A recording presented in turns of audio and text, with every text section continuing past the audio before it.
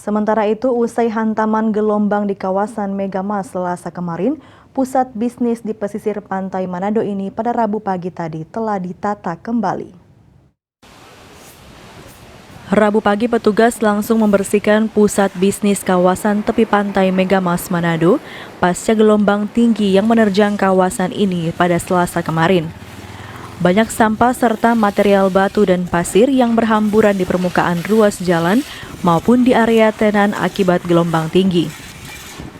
Pengelola kawasan Megamas, Kety Riupasa, mengatakan sepanjang pesisir kawasan Megamas yang paling terparah di lokasi ini adalah Jangkar Sandar.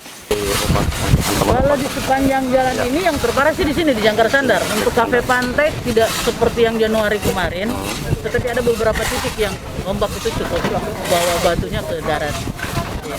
Ada berapa lapak toilet, ada toilet kafe pantai yang rusak karena ombak itu.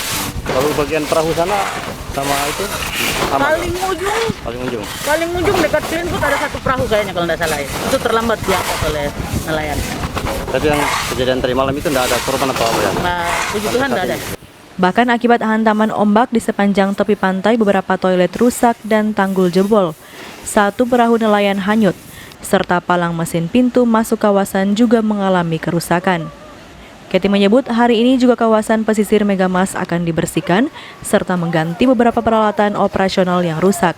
Ia menambahkan tidak ada korban jiwa akibat meningkatnya gelombang pasang air laut di pesisir kawasan ini.